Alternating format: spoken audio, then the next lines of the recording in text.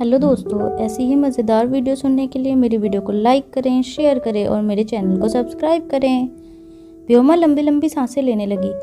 अपनी धड़कनों पर कंट्रोल करते हुए व्योमा धीरे से करण गुलेरिया के कमरे की ओर ट्रॉली खुद आगे धकेलते हुए आगे बढ़ने लगी। जैसे ही व्योमा कमरे के ठीक बाहर पहुंची, एक सिक्योरिटी गार्ड ने अपनी जगह से खड़े होते हुए व्योमा से पूछा, एक्सक्यूज़ मी, आप अंदर नहीं जा सकती। व्योमा ने अपनी आवाज़ बदलते हुए सिक्योरिटी गार्ड से कहा, पेशेंट की ड्रेसिंग चेंज करने का टाइम हो गया है, मुझे अंदर जाना होगा। सिक्योरिटी गार्ड नर्स को देखकर हैरान हो गया, क्योंकि अटेंडिंग डॉक्टर ने सिक्योरिटी गार्ड से यह बात नहीं कही थी कि आधी रात को कोई नर्स आकर पेशेंट की ड्रेसिंग चेंज करेगी। मगर सिक्योरिटी गार्ड ने सोचा कि शायद डॉक्टर यह बात उसे बताना भूल गए होंगे। सिक्योरिटी गार्ड ने ट्रॉली की चारों तरफ से चेक किया। उसे ऐसी कोई चीज़ भी नज़र नहीं आई जिसे सस्पिशियस कहा जा सके। कुछ देर तक तसल्ली करने के बाद सिक्योरिटी गार्ड ने इशारे से व्योमा को अंदर जाने को कहा। राहत की सांस लेते हुए व्योमा ट्रॉली को ढकेल कर कमरे के अंदर चली गई। कमरे के बीचों बीच लगे बिस्तर पर करण गुलेरिया बेहोश लेटे थे। व्योमा धीरे धीरे ट्रॉली खुद धकेलते हुए करण गुलेरिया के बिस्तर के ठीक बगल में आकर खड़ी हो गई। करण गुलेरिया के सर पर काफ़ी पट्टियाँ लगी थी। उनका चेहरा बिल्कुल बेजान नजर आ रहा था। व्योमा ने कमरे में चारों तरफ नजर डाली। कमरे के अंदर कोई नहीं था। करण गुलेरिया को अंडर ऑब्जर्वेशन रखने वाली मशीनें धीरे धीरे बीप कर रही थी। व्योमा जानती थी कि उसके पास टाइम बहुत कम है था। उसे जो कुछ भी करना था वह बहुत जल्दी करना था।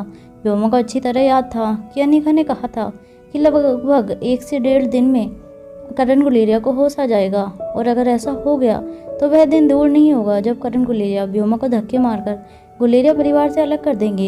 ये सोचते हुए व्योमा ने धीरे से अपने मेडिकल गाउन में से एक सिरिंज बाहर निकाली। फिर दूसरी जेब से व्योमा ने एक छोटी सी बोतल निकाली। यह शीशी देखने में बिल्कुल आम दवाई की शीशी जैसी लग रही थी। व्योमा ने सिरिंज की सुई उस बोतल में डालकर बोतल का लिक्विड सिरिंज में भर लिया। व्योमा करण गुलेरिया के चेहरे की ओर देखकर मन ही मन करण गुलेरिया से कहा, देखिए पापा, मैं जो कुछ भी कर रही हूँ उसके लिए मुझे दोष मत देना। यह सब आपकी उस नाजायज बेटी और आपके भतीजे आकाश की वजह से हो रहा है। उन दोनों ने मिलकर मुझे मजबूर किया है ऐसा करने के लिए। इसके बाद व्योमा ने सिरिंज को नीचे से दबाया और सिरिंज के अंदर मौजूद एयर बबल्स को सिरिंज से बाहर निकाल दिया। व्योमा धीरे से सिरिंज को करण गुलेरिया के हाथों के पास ले जाने लगी। तभी अचानक किसी ने व्योमा का हाथ पीछे से पकड़ लिया। डर के मारे व्योमा के मुंह से चीख निकल गई। जब व्योमा ने मुड़कर देखा तो गुस्से में लाल लाल आंखें व्योमा की ओर देख रही थी। आकाश गुलेरिया ने व्योमा का हाथ बिल्कुल टाइट पकड़ रखा था। ऐसा लग रहा था कि अगर कुछ सेकंड और आकाश ने इसी तरह व्योमा का हाथ पकड़ कर रखा तो खून का बहाव रुकने की वजह से व्योमा की हथेलियां वहीं जमीन पर गिर जाएंगी। दर्द की वजह से व्योमा का पूरा शरीर झटपटाने लगा था। अपने दूसरे हाथ से आकाश का हाथ हटाने की कोशिश करते हुए व्योमा ने आकाश से कहा, छोड़ो मुझे आकाश, क्या कर रहे हो तुम? पागल तो नहीं हो गए हो गुस्से में? लाल लाल आंखें लिए आकाश गुलेरिया ने व्योमा को करण गुलेरिया के बेड के पास से खींचते हुए थोड़ी दूर ले गया और कहा, यह सवाल तो मुझे तुमसे करना चाहिए, क्या कर रही थी तुम यह? आकाश ने व्योमा के हाथ पर अपनी ग्रिप और ज़्यादा टाइट कर ली थी। दर्द की वजह से व्योमा ठीक से बोल भी नहीं पा रही थी। अटकती हुई आवाज़ में व्योमा आकाश से कुछ कह नहीं पा रही थी। मुझे डैड की बहुत चिंता हो रही थी, डैड को देखना चाहती थी। जैसे ही व्योमा ने आकाश से ये बात कही, आकाश ने जोर से व्योमा का हाथ झटका। हाथ झटकते ही व्योमा के हाथ की सिरिंज नीचे फ्लोर पर गिर गई। सिरिंज को देखते हुए आकाश ने व्योमा से पूछा, अगर देखने आई थी तो ये क्या है? जमीन पर गिरी हुई सिरिंज को देखकर झटपटाते हुए व्योमा ने कहा, यह तो विटामिन है, पापा को विटामिन का इंजेक्शन दे रही थी मैं। व्योमा के इस सफ़ेद झूठ को सुनकर आकाश का गुस्सा और भी ज़्यादा तेज हो गया। आकाश ने व्योमा को जोर से पीछे की ओर धकेला। झटके से जब आकाश ने व्योमा को पीछे छोड़ा तो व्योमा कमरे के कोने में बड़ी कांच की टिप्पणी पर जाकर गिरी। गिरने का इम्पैक्ट इतना तेज था कि व्योमा का सर सीधा फ्लोर पर जाकर टकराया। व्योमा के माथे से खून बहने लगा था। जब अपने आप को संभालते हुए व्योमा ने अपनी नज़र ऊंची की तब व्योमा ने देखा कि आकाश के बगल में अनिका खड़ी थी। अनिका ने धीरे से फ्लोर पर गिरी हुई सिरिंज को उठाया और सिरिंज के अंदर के लिक्विड को सूंघने की कोशिश की। कुछ देर तक लिक्विड को अच्छी तरह से एग्जामिन करने के बाद अनिका ने धीमी आवाज़ में आकाश से कहा, यह पोटेशियम साइनाइड है। अगर किसी इंसान के शरीर में इसके एक बूंद का कतरा भी मिल जाए तो 15 से 20 सेकंड के अंदर उस इंसान की मौत हो सकती है।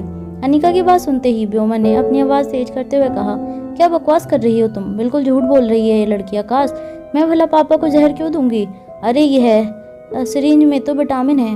व्योमा का झूठा वो आकाश की बर्दाश्त के बाहर हो चुका था। आकाश के सर पर खून सवार था। ऐसा लग रहा था जैसे आकाश आज भूल चुका था कि व्योमा एक लड़की थी। आकाश आज सब कुछ भुलाकर भी व्योमा को ऐसा सबक सिखाना चाहता था कि वो जिंदगी भर याद रखे। जैसे ही आकाश ने अपना हाथ उठाया, अनिका ने आकाश का हाथ रोक लिया और बड़ी ही शांति से व्योमा की ओर देखकर कहा, चलो मान लेते हैं कि सिरिंज के अंदर विटामिन है, मगर तुम्हें यह बात हम दोनों के सामने प्रूफ करनी होगी। अनिका की बात सुनकर व्योमा हैरान रह गई। अनिका ने वह सिरिंज व्योमा के पास पड़े टेबल पर रखी और व्योमा से कहा, इस सिरिंज के अंदर जो लिक्विड विटामिन भरा है उसकी कुछ बूंदें तुम पी लो। अगर तुमने सिरिंज के अंदर का लिक्विड पी लिया तब तो हम मान लेंगे कि इस सिरिंज के अंदर वाकई ही विटामिन है। अनिका की बात सुनकर गुस्से में तिलमिलाकर आकाश भी शांत हो गया। व्योमा को सबक सिखाने का इससे बेहतर रास्ता और कोई नहीं था। तेज सांसें ले रहे आकाश गुस्से से व्योमा की ओर देखने लगा। व्योमा की नज़र बगल में पड़े टेबल पर रखी सिरिंज पर पड़ी। व्योमा अच्छी तरह से जानती थी कि सिरिंज के अंदर जो लिक्विड था, अगर उसकी एक बूंद भी व्योमा की जुबान को छू गई तो व्योमा की सांसें कुछ ही सेकंड के अंदर रुक जाएंगी और व्योमा का पूरा शरीर नीला पड़ जाएगा। 15 से 20 सेकंड के अंदर व्योमा के शरीर से जान निकल जाएगी। व्योमा ने धीरे से सिरिंज अपने हाथ में उठाई और कुछ देर सिरिंज के अंदर के लिक्विड को देखने के बाद व्योमा ने सिरिंज जोर से जमीन पर पटक दी और अनिका की ओर इशारा करते हुए कहा, इस लड़की के कहने पर मैं तुम्हें कोई प्रूफ नहीं देने वाली। मैं जब चाहूँ अपने पापा से मिलने जा सकती हूँ। मुझे किसी की परमिशन की ज़रूरत नहीं है। मैं जानती हूँ कि अनिका मुझ पर झूठा इल्ज़ाम लगाना चाहती है कि मैं अपने पापा को जहर देना चाहती हूँ। बड़ी चालाक औरत है। मौका देखते ही पूरी प्लानिंग कर ली। मुझे लगता है आज इसने जब पापा का ऑपरेशन किया तब सबके सामने बड़ी बड़ी बातें तो इसने कर दी, मगर असलियत में पापा का इलाज नहीं कर पाई होगी और फिर झूठ मूठ का ऑपरेशन पूरा करने के बाद बाहर आकर सबसे कह दिया कि एक दिन में पापा को होश आ जाएगा। ऐसा कभी हो सकता है कि ब्रेन सर्जरी होने के बाद किसी इंसान को एक ही दिन में होश आ जाए? बस यह है, इसी मौके की तलाश में थी कि कब पापा की मौत का सारा इल्ज़ाम मुझ पर डाल दे ताकि गुलेरिया परिवार और गुलेरिया परिवार की जायदाद पर इसका हक हो जाए। व्योमा ने बड़ी चालाकी से पूरी बात पलट दी थी। व्योमा को न जानने वाला इंसान अगर व्योमा की बात सुनता तो उसे व्योमा की कही हुई कहानी पर विश्वास होता और न कि आकाश और अनिका की सच्चाई पर। व्योमा की बात पूरी होने के बाद अनिका ने मुस्कुराते हुए व्योमा से कहा, मुझे लगा था तुम बेवकूफ़ हो, मगर मैं गलत थी। तुम बेवकूफ़ नहीं हो, तुम बहुत ही बड़ी बेवकूफ़ हो। तुमने अभी अभी जो कहानी बनाई उस पर कोई भी इंसान आसानी से यकीन कर लेगा। हाँ, मगर कहानी बनाते वक्त तुमने एक बात सच कही, ब्रेन सर्जरी होने के बाद कोई पेशेंट इतनी जल्दी होश में नहीं आता। कम से कम 1 से 1.5 हफ्ता का वक्त तो लगता ही है उस पेशेंट को होश में आने के लिए। जब अनिका ने ये बात कही तब आकाश और व्योमा दोनों हैरानी से अनिका को देखने लगे। अनिका धीरे से चलकर करण गुलेरिया के बिस्तर के पास गई। करण गुलेरिया को देखते हुए अनिका ने कहा, इन्हें भी होश आने में और 1 से 1.5 हफ्ते का समय लगेगा, मगर वह क्या है ना कि तुम्हारा असली चेहरा सबके सामने आने के लिए मैं इतना इंतज़ार नहीं कर सकती थी। इसलिए मैंने सबके सामने कह दिया कि पेशेंट को 1 से 1.5 दिन के अंदर होश आ जाएगा, ताकि तुम जल्दबाजी में कोई ऐसा कदम उठाओ जिससे तुम्हारा असली चेहरा सबके सामने आ जाए।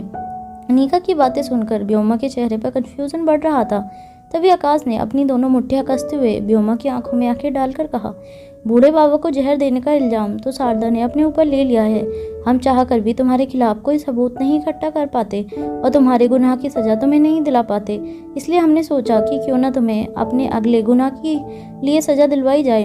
व्योमा आकाश की बात सुनने के बाद और भी ज़्यादा हैरान हो गई थी। करण गुलेरिया का स्पेशल ICCU बोर्ड पूरी तरह से सेंट्रल एयर कंडीशनर था, मगर व्योमा के माथे से पसीना बहने लगा था। आकाश ने अपनी बात आगे बढ़ाते हुए कहा, जब कल तुमने सबके सामने पूछा कि पापा को कब होश आ जाएगा, तब जानबूझकर अनिका ने तुमसे कहा कि करण अंकल को 1 से 1.5 दिन में होश आ जाएगा। हम जानते हैं कि करण अंकल के होश में आते ही तुम्हें इस बात की चिंता होगी कि वे तुम्हारे साथ क्या करेंगे, और इसलिए तुम जरूर कोई ऐसा कदम उठाओगी जिससे हम तुम्हें कानून की नज़रों में अपराधी साबित कर सकें।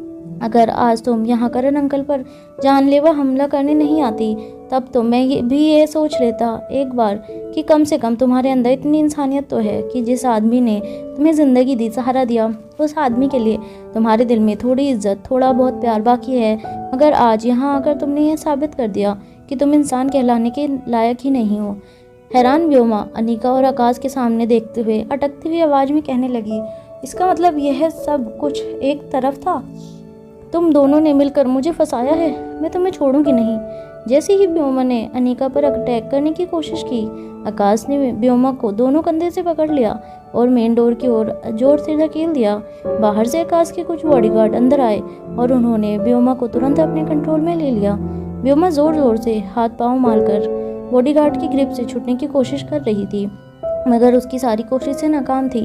आकाश ने व्योमा के पास आकर कहा, अब जाओ और सुनो, जेल में पूरी जिंदगी तुम पर मर्डर का चार्ज ही नहीं लगेगा, मगर अटेंडेंट टू मर्डर के जुर्म में मैं इतना ज़रूर वादा करता हूँ तुमसे कि तुम्हें उम्र कैद जरूर दिलवा दूंगा। और इतनी रिक्वेस्ट है तुमसे, जेल के अंदर हो सके तो अपने स्वभाव को सुधारने की कोशिश करना। शायद 10 से 15 सालों में वह लोग तुम्हारे अच्छे बर्ताव की वजह से तुम्हें छोड़ दे। अफसोस हो रहा है आज मुझे तुम पर। एक बेसहारा लड़की को इतने बड़े आदमी ने सहारा दिया, अपने घर की बेटी बनाया, अपने खानदान का वारिस बनाया, मगर अफसोस तुम्हारी छोटी सोच की वजह से नसीब ने और भगवान ने दिया सब कुछ आज तुमसे छीना जाएगा। व्योमा जोर जोर से चीखते हुए कहने लगी, यह क्या कर रहे हो तुम आकाश? मैं तुम्हारी बहन हूँ, गुलेरिया परिवार की इकलौती बेटी हूँ। तुम अगर मेरे साथ ऐसा करोगे तो गुलेरिया खानदान का नाम मिट्टी में मिल जाएगा, खानदान की बहुत बदनामी होगी। आकाश ने धीरे से अपना सर झुकाया और बॉडीगार्ड से कहा, ले जाओ इसे और पुलिस के हवाले कर दो।